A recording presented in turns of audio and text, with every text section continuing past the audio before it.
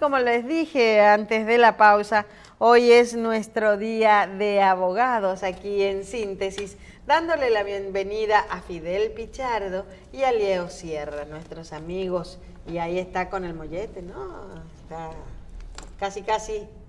Se abre la sesión de hoy. Me gustó eso, la sesión de Síntesis se abre hoy. Claro. ¿Cómo les va? ¿Cómo están? Maravillosamente bien, estamos ya en pleno verano, ¿verdad? 21 el Bueno. viernes, y va a entrar el verano muy caliente porque para el viernes Ya está estamos pautado. muy caliente. Está pautado la lectura, dar la sentencia del caso Odebrecht. Pero que usted hablaba de otro tipo de temperatura. Por eso le digo, vamos a entrar bastante calientes, más calientes. Pero serán los imputados que van a subir de temperatura. Buenos días a Marcela, Leo, a Michelle, que está en el lejano oriente. Bueno, a Michelle, buenas tardes. Exacto, que está en el lejano oriente. Michelle anda cumpliendo compromisos de síntesis por allá. Sí, está cubriendo los acontecimientos del Líbano. Del Líbano, sí. Sí, buenos días a los queridos televidentes que nos honran con su audiencia a esta hora de la mañana, ¿verdad?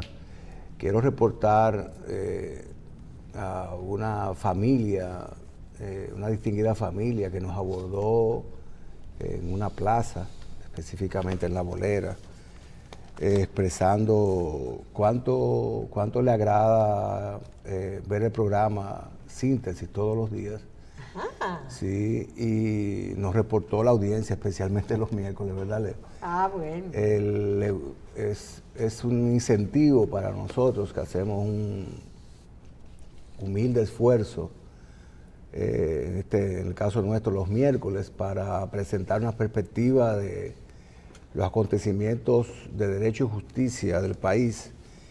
Y más que dar información con respecto a este campo, nuestro interés es educativo, que a través de nuestro programa humildemente podamos aportar en el conocimiento por parte de la población de cuáles son sus derechos, sus deberes, sus derechos fundamentales sobre todo, y que se exijan esos derechos en el marco de la institucionalidad de la justicia. Agradecemos la audiencia de esa familia que con mucha alegría se nos acercó y nos expresó, bueno, que son asiduos oyentes y televidentes del programa. Muchísimas gracias por su audiencia, un saludo, ellos saben de quién se trata. Muchas personas, aparte de ellos, se nos acercan hablando del contenido del programa, es un aliciente para nosotros.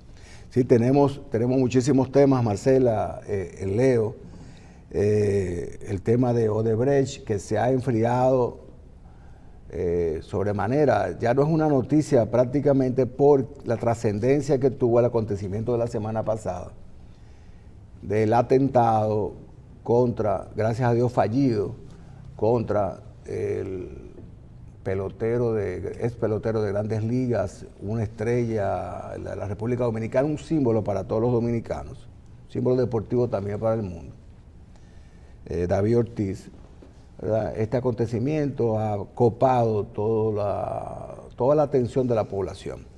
En el día de hoy tengo entendido que hay una rueda de prensa para dar mayores detalles.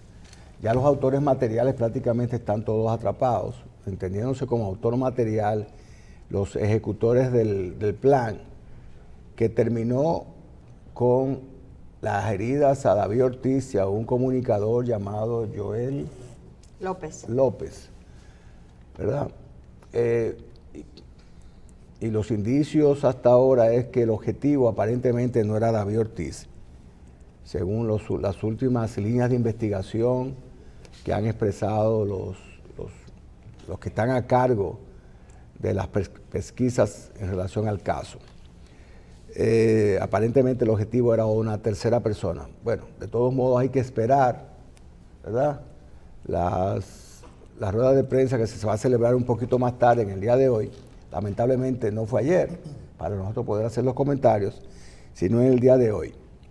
Veremos esos acontecimientos. El caso de Odebrecht, como les decía, ¿verdad, Leo? Ha sido opacado por por esta noticia tan lamentable para nuestro país. ¿Verdad? Pero mañana, pasado mañana, creo que el viernes, ¿verdad? El viernes. El viernes le darán lectura a la decisión del juez instructor. No es una sentencia condenatoria ni absolutoria. Es la decisión del juez instructor especial, juez Ortega, de la Suprema Corte de Justicia. Debemos recordar que el caso está en la Suprema Corte de Justicia, que es una jurisdicción privilegiada, porque hay un legislador activo en el proceso, y ese legislador posee un privilegio de jurisdicción, ¿sabes? Debe ser juzgado ante la Suprema Corte de Justicia. Y resulta que por interpretación jurisprudencial y doctrinal, la jurisdicción privilegiada de uno de los imputados arrastra a los demás, aunque ellos no posean esa condición. Por eso, aparte del legislador, todos los demás están en esa jurisdicción. Este juez instructor va a determinar si las pruebas aportadas hasta el momento por el Ministerio Público han sido recabadas legalmente y si tienen el suficiente peso indiciario e indiciario para un alugar, o sea, un alugar a un juicio de fondo, donde se analizarán estas pruebas y se determinará culpabilidad o inocencia. Ahora es un juicio a las pruebas, en instrucción. Luego un juicio al fondo, donde se determinará inocencia o culpabilidad. En este momento el juez determinará si estas personas, una parte de ellas, todos, o solo uno o dos, serán enviados a juicio de fondo, o si, por el contrario, será dictado auto de no alugar, que es no alugar a juicio de fondo en relación a todos o algunos de ellos, ¿verdad? De eso se trata la decisión, no es sobre culpabilidad o inocencia, ¿de acuerdo? Entonces eso será pasado mañana, por lo menos el dispositivo, no sé si la lectura íntegra, Leo. Bueno, seguro leerán el dispositivo y la decisión, el auto, sea de no alugar o de envío a juicio, ¿verdad? Estará disponible íntegramente en los próximos días, luego de la lectura de esta decisión. Yo pienso, sin embargo, Fidel, que para el viernes no estará lista la decisión. De hecho, desde mi óptica, no van a leer tan siquiera el dispositivo, porque recordemos que en Brasil hay un acontecimiento nuevo, sí, que es que supuestamente hubo una componenda entre juez, Ministerio Público, para hacerle un proceso a Lula. Posiblemente eso tenga alguna influencia aquí, porque de ser así, entonces, ¿en qué pie, en qué valor jurídico van a tener aquellas declaraciones claro, que de que por sí, desde mi óptica, no tienen poca eficacia probatoria? Sí, eso es una arista interesante. El asunto es que nunca se ha introducido ese elemento procesal en Brasil como un elemento de conexidad con el proceso en República Dominicana. La conexidad, el vínculo estrecho entre el proceso en Brasil y República Dominicana no ha sido debatido y fallado en República Dominicana. O sea, esa conexidad no existe. El proceso de Brasil debe caminar de forma autónoma del proceso de República Dominicana. E independientemente de la nulidad de ese proceso o validez, el proceso de República Dominicana se mantiene autónomo. Ese es mi punto de vista. Claro, claro. Tú te refieres, y es importante que lo hablemos entre nosotros y con la participación y moderación de Marcela. Es interesantísimo lo que tú has puesto sobre la mesa. Y es televidente que se ha destapado un escándalo en el sentido, unos audios, en el sentido de que el juez de la causa del expresidente Lula da Silva en Brasil, el juez Moro tenía contacto directo con los fiscales acusadores y le suministraba estrategia e información, y viceversa. Entonces el juez, que es imparcial, está en el centro, en el alfil de dos partes, que es la defensa, que es una parte. Que hoy por hoy es el ministro de Justicia, ¿verdad? Sí, sí, pero la defensa de Lula por una parte y el Ministerio Público por otra. Pero esas son las partes en conflicto y el juez debe mantenerse neutral. Si el juez ha tenido contacto con una de esas dos partes, aunque sea el Ministerio Público, ¿verdad?, ha adulterado, ha dañado el proceso, ha envenenado el proceso, lo ha contaminado de forma tal que podría dictaminarse su nulidad y el procesamiento del juez mismo, que ahora es nada más y nada menos, Marcela, el ministro de Justicia. Que el ministro de Justicia. Y es verdad que a Lula da Silva le dieron la excarcelación y revocaron esa excarcelación el mismo día. No, yo no tengo conocimiento de eso. No, lo yo que... no tengo O sea, yo leí una noticia de un periódico de Brasil que habían dado la orden de excarcelación de Lula da Silva y que el mismo día se había revocado. Sí, pero no vinculado a ese hecho del juez Moro, ¿eh? Algo me pareció que algo podía tener que ver. Lo que hay es abierta una investigación con relación a ese caso. Porque si la decisión fue tomada de manera arbitraria o ilegal, ya la cárcel de Lula da Silva resulta no tendría, igual. Exactamente. Sí, déjame aclarar ese punto, porque hay un tema cronológico en tu posición. Ambas cosas son ciertas. Lo que pasa es que la orden de excarcelación la dispuso un juez, pero fue revocada por la Suprema Corte de Justicia en Brasil. Eso es un hecho que aconteció antes de esta novedad, que son unos audios que se han filtrado. Yo estoy hablando de esta semana, ¿eh? Sí, de la excarcelación. Sí. Entonces, ahora se está solicitando la nulidad de todo el proceso. Claro. Y consecuencia de esa nulidad, obviamente, la excarcelación de Lula, ¿verdad? Porque si se descubre que en un punto del proceso fue arbitrario, todo lo que tiene que ver con ese proceso se pierde.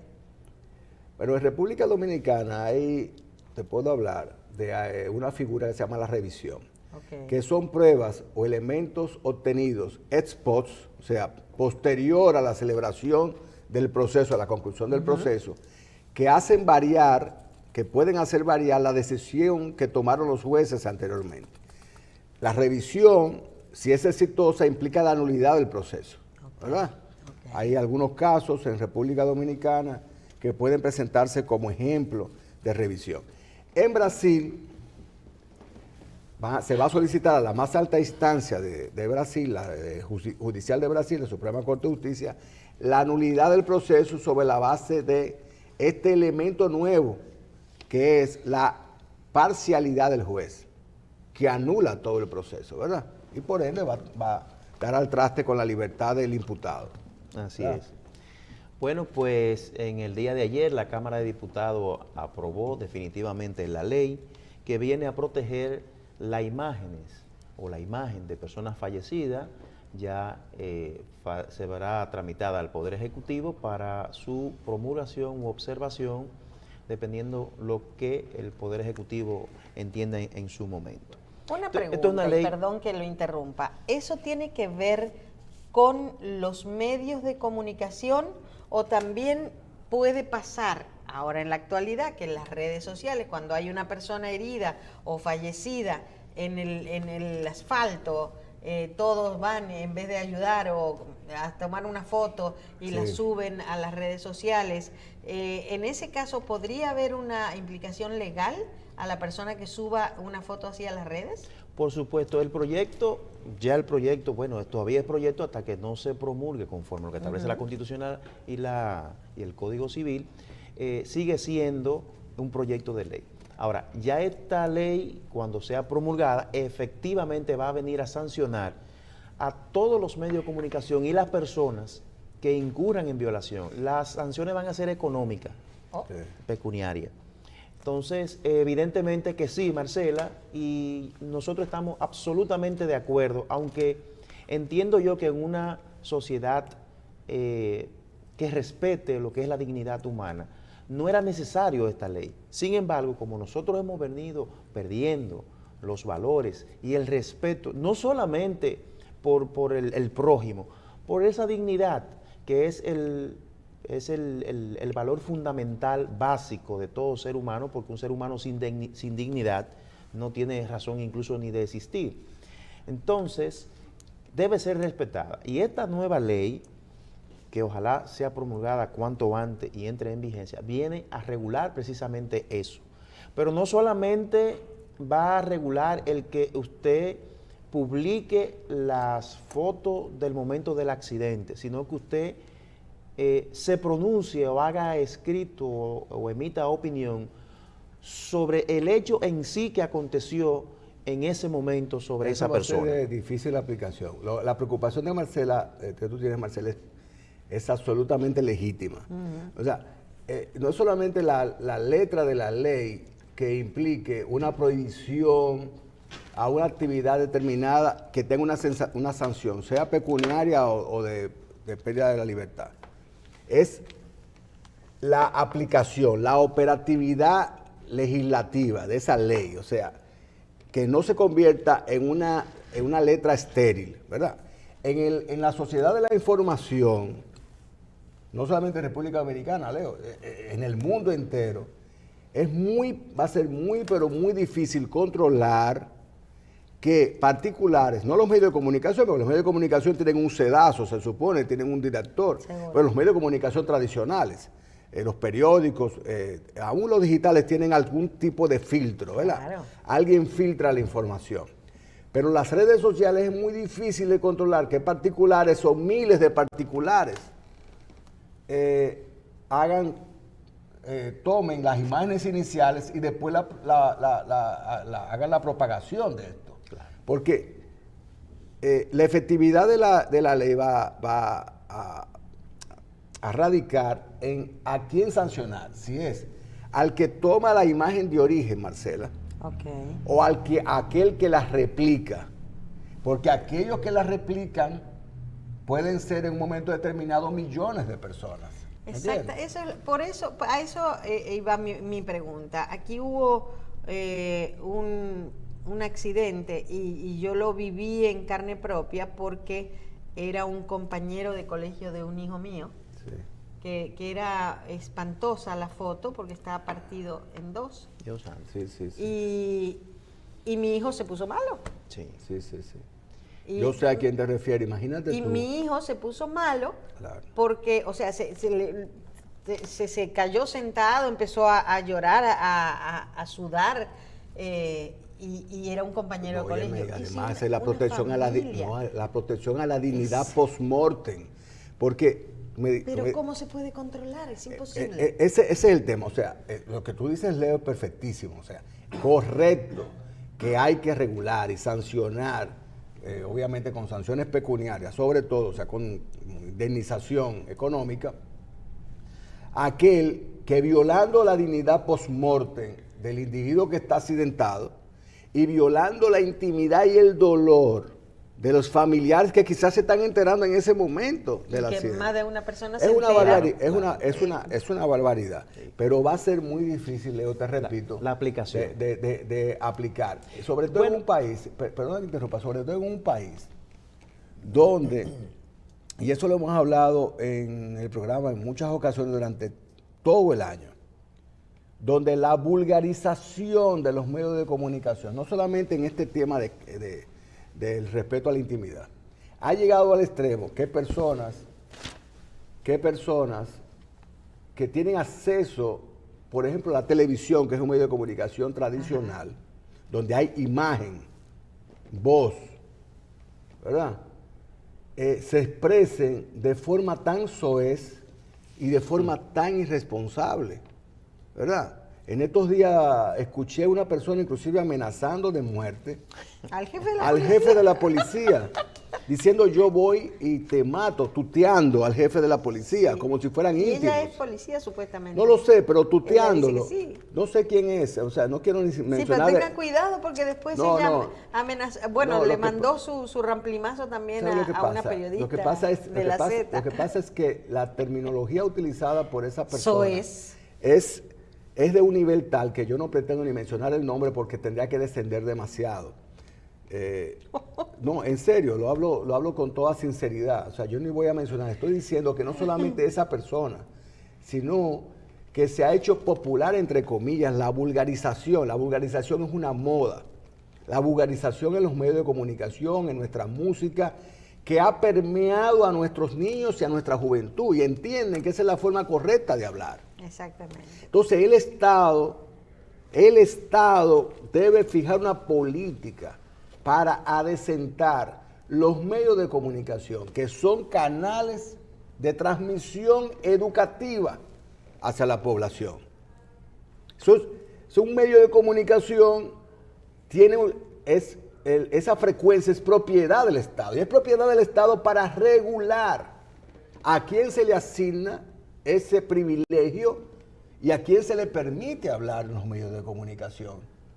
Tiene que tener un límite, un valladar, porque a través de los medios de comunicación se educa a nuestra población. Justamente. Pero hay comerciales que utilizan, el dominicano tiene una manera muy bonita de hablar, sobre todo para los que no hemos nacido hablando esta lengua, que es tan particular, el palante o que eso es bonito, pero que lo digan en un comercial de televisión no es correcto. No, además se promueve la prostitución, se promueve la vulgaridad en todo el sentido de la palabra, o sea, los peores valores son ahora los paradigmas a seguir por nuestros niños y nuestros jóvenes.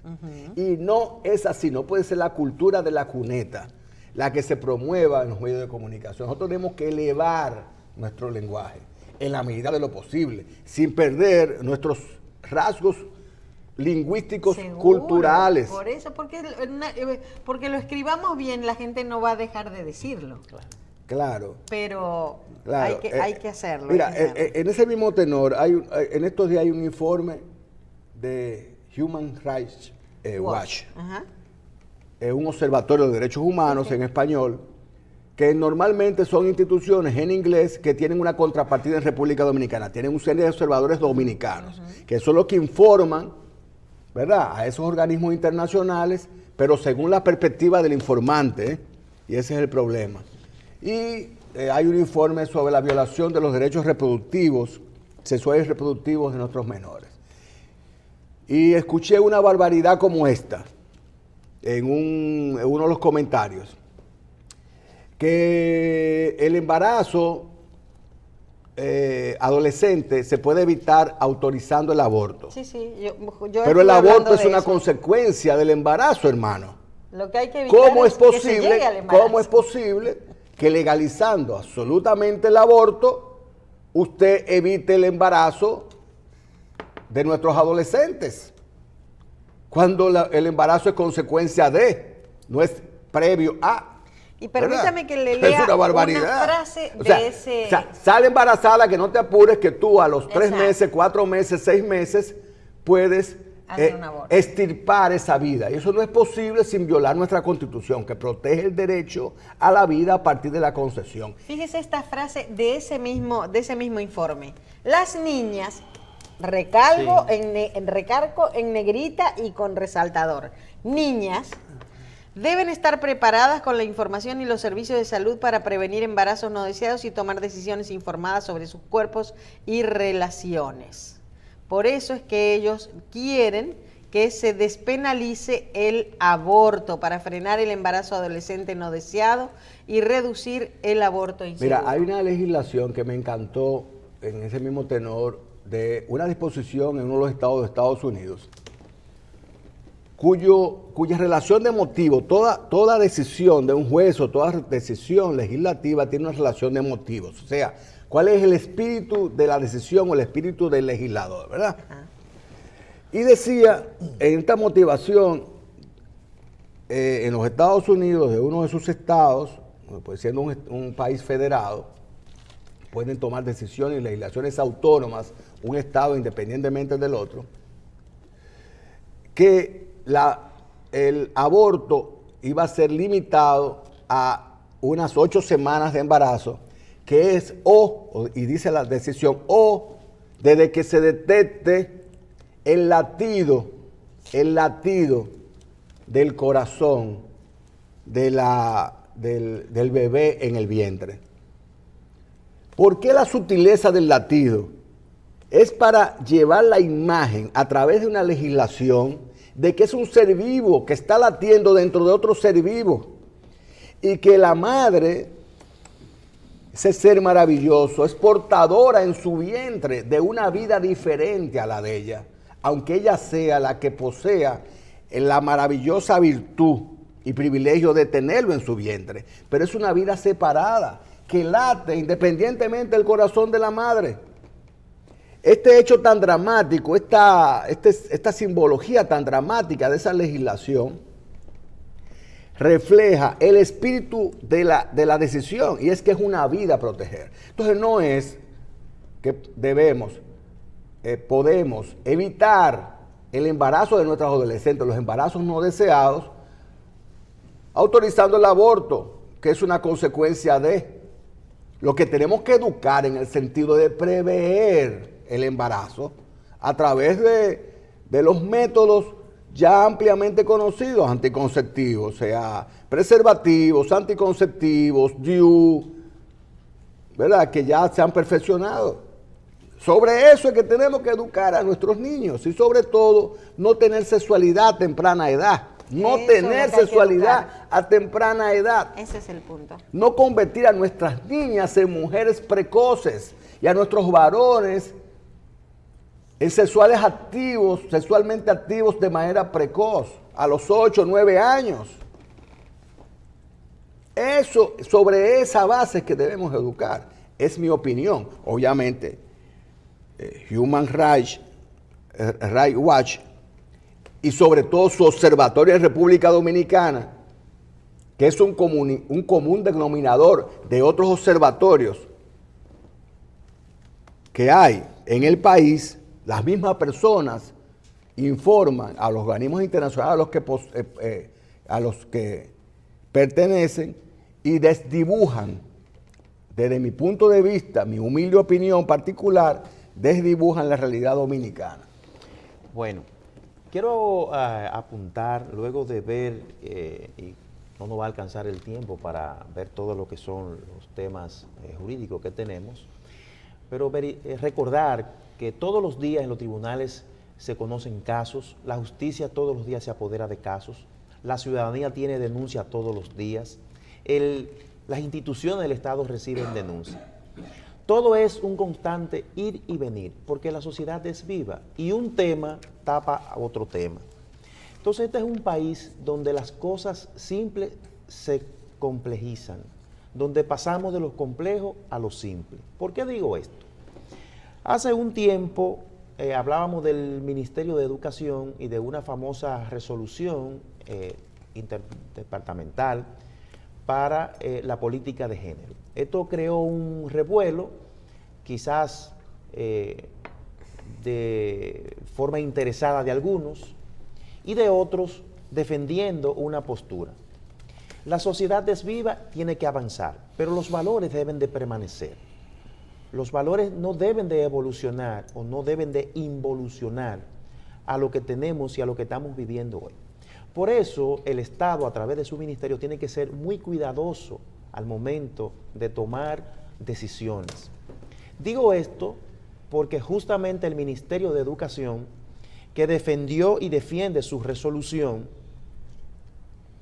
dijo a través de la persona de su ministro que no iba a aplicar la ley que habla sobre la lectura de la Biblia en las escuelas. Y yo pregunto, ¿cómo es posible que el Ministerio de Educación, a través de su ministro, diga abiertamente que no va a cumplir con una ley y nada pase?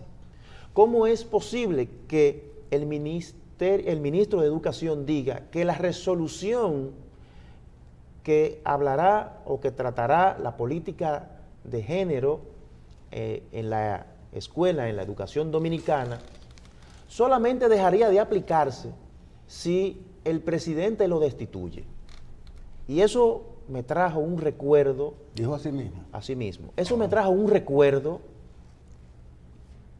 de aquel ministro de las Fuerzas Armadas, Rojas Tabar, que le dijo al presidente Leonel Fernández, o ellos o yo, en una controversia que se dio y sobre una discusión que se decía, y al otro día o esa misma noche el presidente lo destituyó. Como el dolor de su alma. No estoy pidiendo que destituyan al ministro de Educación. Lo que estoy pidiendo es que el ministro de Educación tiene que ser un poquito más proactivo al momento de emitir sus juicios en la prensa.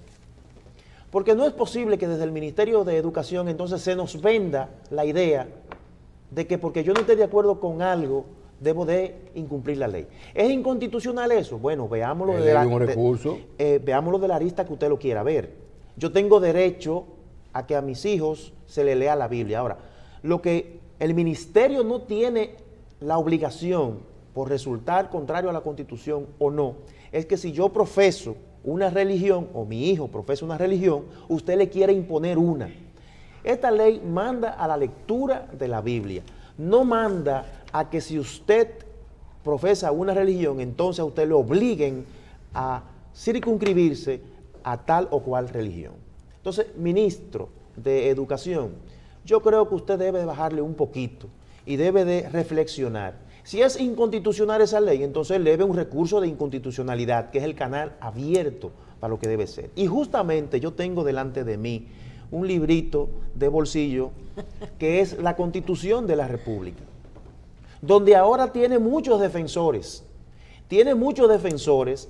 para un procedimiento, y vamos a hablar de manera clara y llana, de un procedimiento, de un aspecto de modificación constitucional para restablecer o la reelección o rehabilitar al presidente de la República para periodos futuros, y entonces la estamos defendiendo de eso, de lo que ella dice.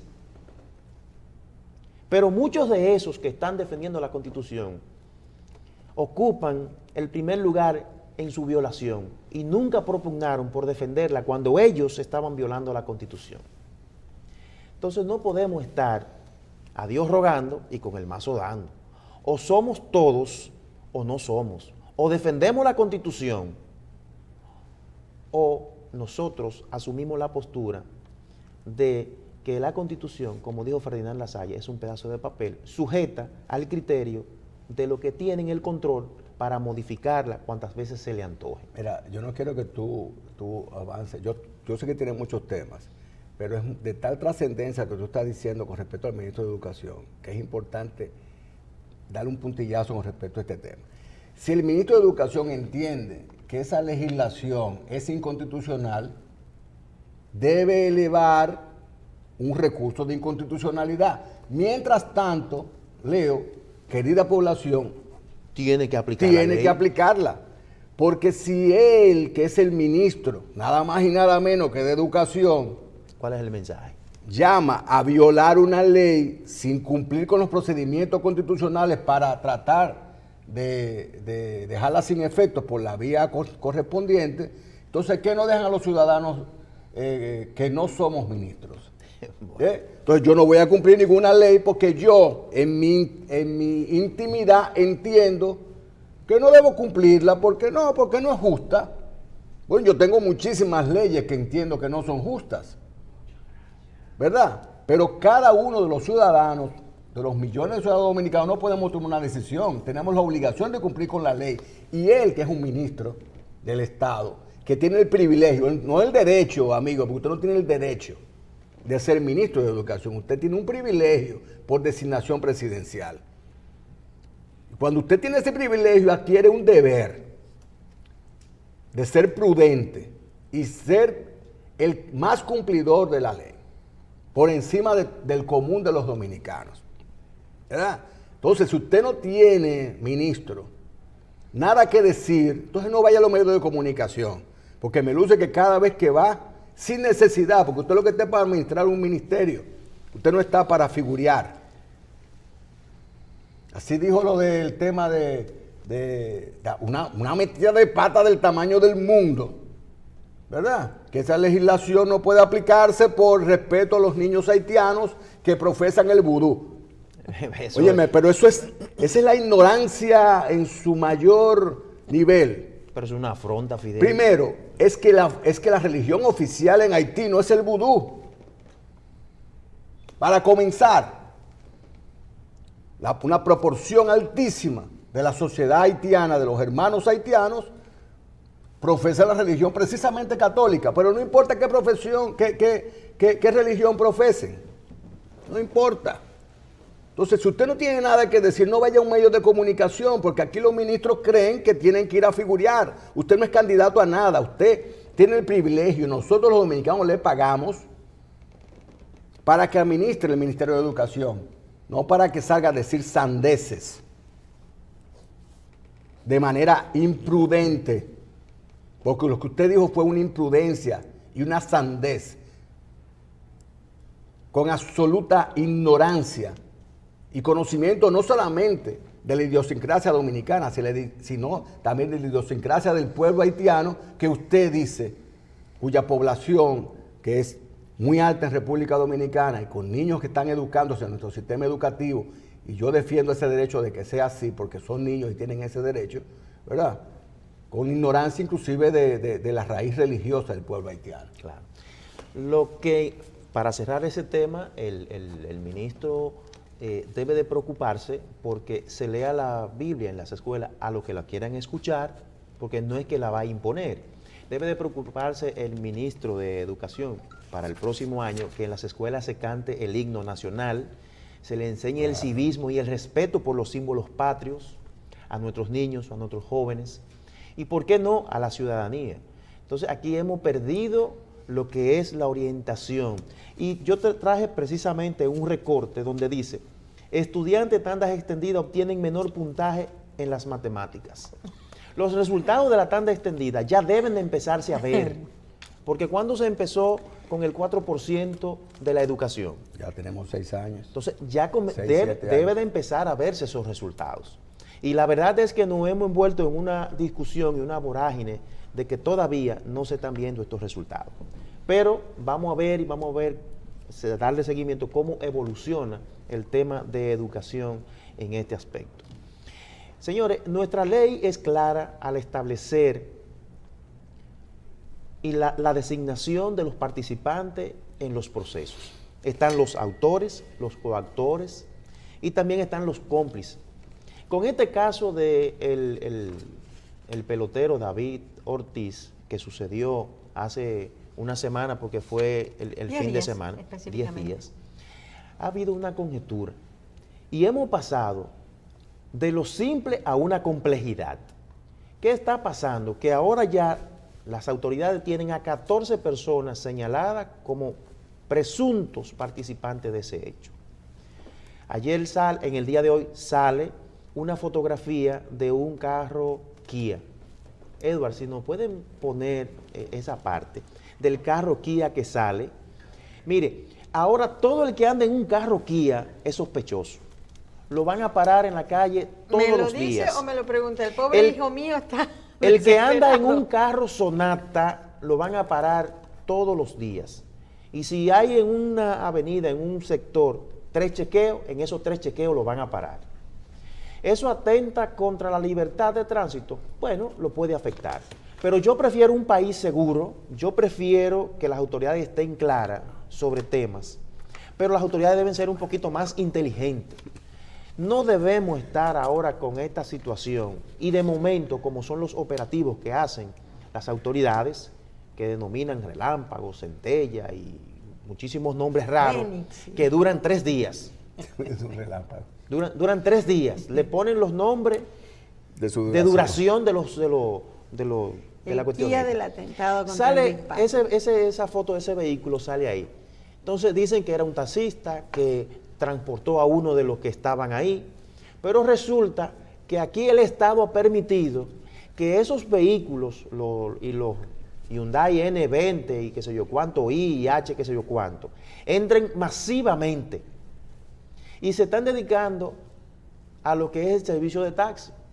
Entonces usted se imagina ahora que en todos los puestos estemos chequeando este tema, cuando este caso del señor David Ortiz es un caso que le puede pasar a cualquier ciudadano. Lo que pasa es que por la trascendencia del nombre Bueno, pero se le ha pasó en dado la Pasó en importancia. Santiago. Se le ha dado y la- no hay tanto lío con el pobre señor que está grave. Sí, No, pero también sea un hombre común o un David Ortiz, hay que investigar igual. bueno, frente a la ley todos somos iguales. Ha de suponerse. Yo no estoy diciendo que no se investigue, sí que se investigue. Pero yo entiendo que no se puede confundir la realidad con la ficción. Y que no podemos estar alimentando el morbo, pero mucho menos el ciudadano puede estar presionando a las autoridades para que le alimente ese morbo.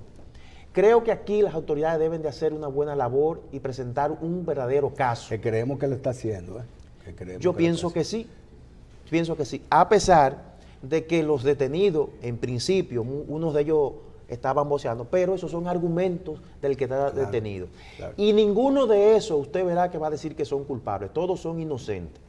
Y nosotros, ahí es que venimos a hablar o reiterar lo que hemos venido diciendo sobre lo que es los valores. ¿Cómo es posible que un joven con apenas 20 y tantos años ya tenga una condena de 5 años, de 10 años, y que se encuentre en libertad cumpliendo la mitad de esa pena, y que esté ahora sindicado en otro delito? Pero lo más grave aún es que un % importante de esos jóvenes tienen procesos en Estados Unidos, que también están prófugos en Estados Unidos. Es decir, que no solamente de las autoridades dominicanas es que se le fugan, o hay prófugos, o hay personas que están evadidas de un proceso. Entonces, tenemos que poner los cuidados y controles preventivos para que esto no se siga dando. Si una persona tiene antecedentes, entonces no se hace beneficiario de la libertad condicional ni de ningún otro procedimiento para que recobre su libertad. Y finalmente, ¿cómo es posible que la Procuraduría anuncie o digan los medios que la Procuraduría dice que tiene 40 pruebas, 14 detenidos, y no se ha dicho el móvil real de lo que aconteció? Se ha dicho que es un lío de falda, se ha dicho que es un tema de deuda, de narcotráfico, pero fíjense en la secuencia de lo que ha venido pasando, que casi inmediatamente de ocurrido ese hecho comenzaron a postearse fotos, copias de cheques, contratos. Entonces parece ser como un guión, como que las cosas estaban predefinidas para eso. Y las autoridades, aunque todos somos iguales ante la ley, pero hay iguales, más iguales que otros. Sí. Nosotros estamos esperando la frase célebre de la Procuraduría que dice: son todos los que son y están todos los que son. Más o menos fue así, más o menos. Bueno, no sé, pero imitándolo.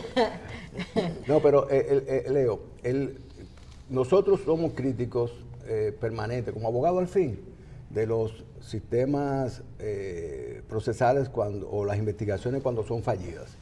Sin embargo, sí debemos resaltar la agilidad, profesionalidad y certeza de los organismos investigativos en República Dominicana.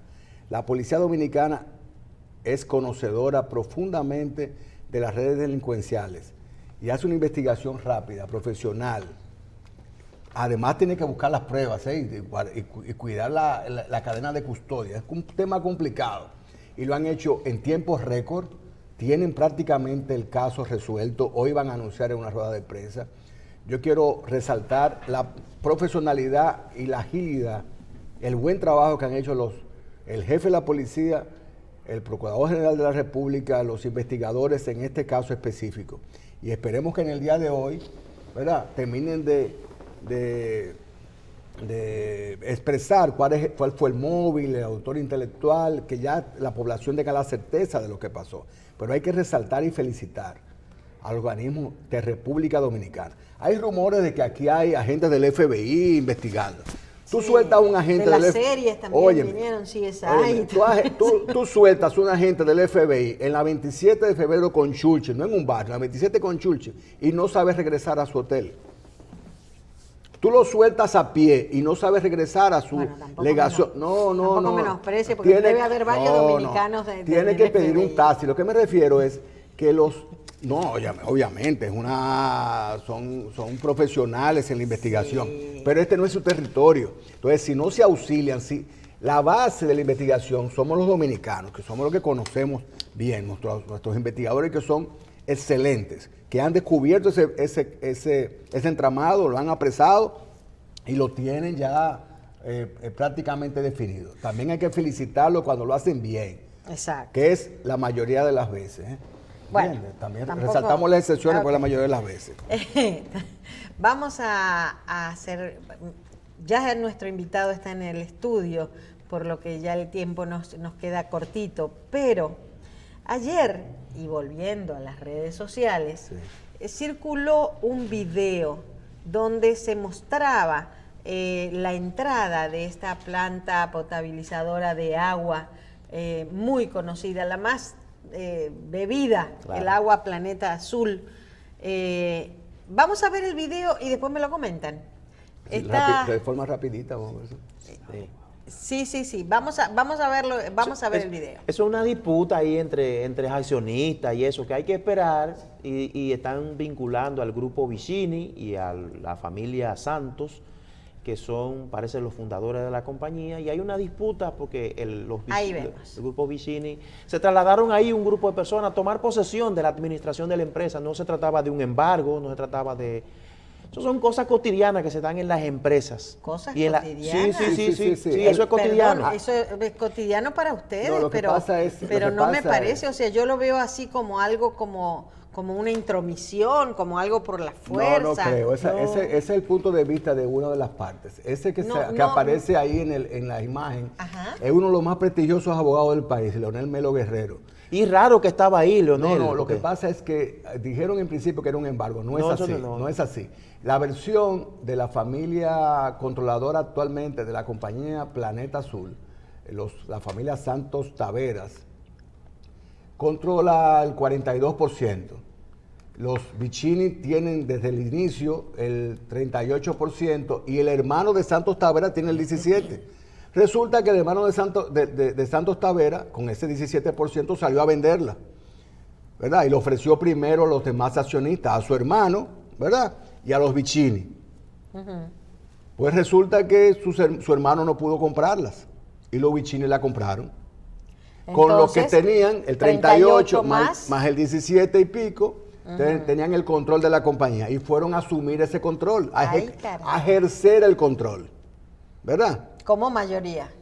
Estamos hablando nada más y nada menos que ese 17%, alguien filtró la información, fue por un valor de $10 millones. Si fue parte de los accionistas, no le hizo un favor al que vendió, porque la renta debe estar atenta a esos $10 millones ahora, que quizás no lo transparentaron. Entonces es un conflicto entre accionistas, no es un embargo ni mucho menos. Ellos como accionistas resolverán el problema. Esto ha trascendido porque en las redes sociales circuló este video donde la familia Santos Taveras decía que era ilegal porque había una sentencia que suspendía una asamblea que celebraron y la contraparte dicen que es legal, ¿verdad? Felicitaremos a los agraciados cuando resuelvan el problema, pero no es un tema de interés nacional, es un tema de interés particular. Bueno. Y quizás de la renta ahora por pero los valores que se sabe, claro, impuesto, ¿cómo se llama? Magín. Sí, porque las redes sociales después que le escriben no pueden borrarla. Y entonces alguien circuló ayer que el valor de compra del 17% fue $10 millones. Sí, eso es verdad, porque cuando qué bueno que existen las redes, pero ahí ponen de todo, verdades y mentiras. Claro, ese es el tema, que no se puede filtrar. No se puede filtrar. Claro.